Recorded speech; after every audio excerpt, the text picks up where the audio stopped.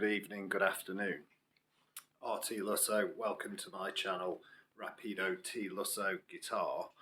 And today I'm doing a review of a G5420T in a lovely walnut finish. You may have seen the anniversary review I did of this, so it's the same guitar effectively, just a different finish. So construction wise, I had said they were 3-ply maple, but I think they could be 6-ply. The jury's out on that because they've trestle braced this guitar, and it wouldn't make sense to me, it'd be a bit overkill to have trestle bracing and 6-ply maple. If they do, it might explain why it's so resonant. I mean, it's a wonderful guitar, both of them are. And this is the third one I've had. I had the orange stain, which I sent back when I'd seen they'd done an anniversary. So I've got the anniversary, that's down at my little workshop. I'm grinding the stop off the Bigsby. I'm going to have to do some filing on the nut on that one. I'm changing the bridge on it to a rocking bar bridge. So this has the FT5E pickups. They're all new, and they've been sort of, the R&D department at Gretsch and Fender have upgraded them, and I went through all the pickups there in that introduction, and hopefully you can hear, and it translates from my sort of cheap phone camera here, and you can hear how wonderful they sound, because as I said in my other review, they're amongst the best sounding Gretsch Hilo-Tron pickups I've heard.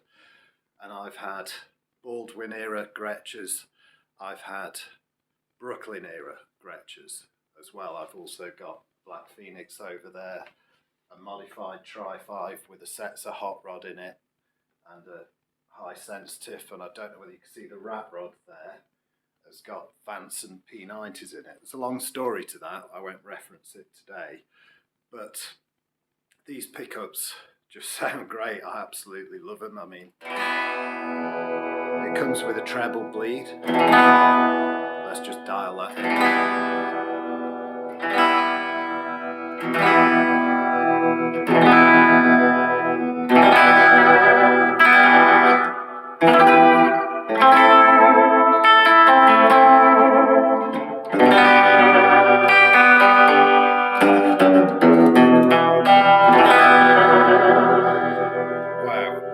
sounds great. So it's a beautiful looking guitar. I mean, the finish, I don't know whether you can see that, it's obviously got a lovely grain in the wood there, whether you can see, I don't know, but it's also in different lights.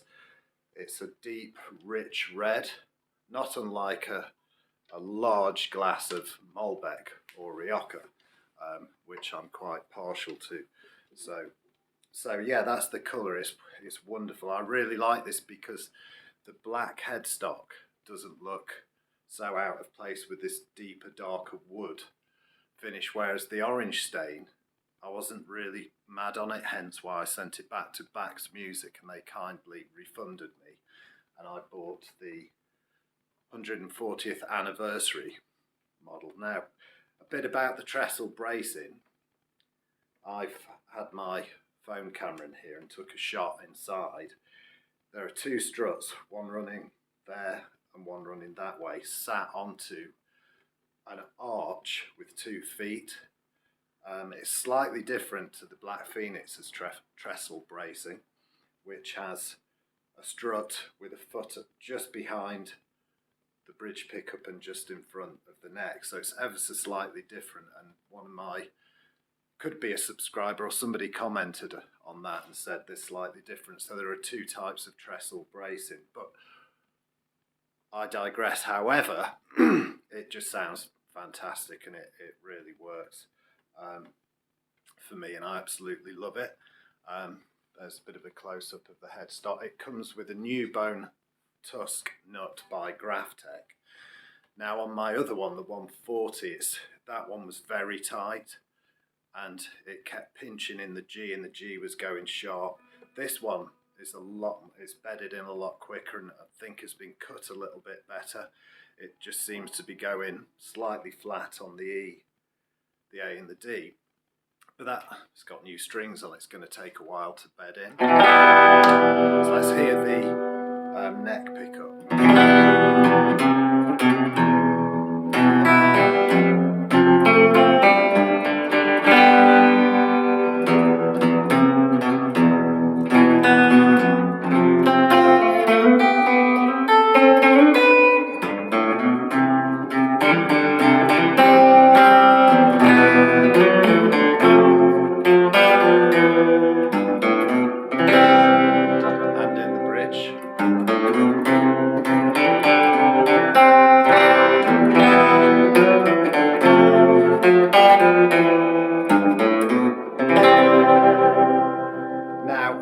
Played that tune in the middle position on the Fairlane Blue I had a couple of years ago, it would have sounded pretty Strat-like in the middle position, Strat as in Stratocaster, and I really didn't like it, and I can see why many players out there will say with these guitars, put classics in them.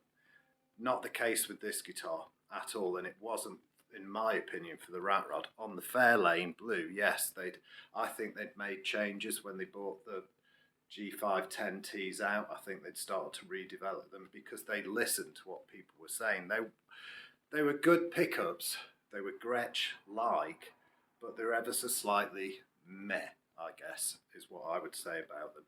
And I extensively compared the Fairlane Blue I had with the stock Rat Rod, and the Rat Rod just won hands down. Whether that was the narrower depth body, which is the same I think as the Anniversaries, it's slightly narrower.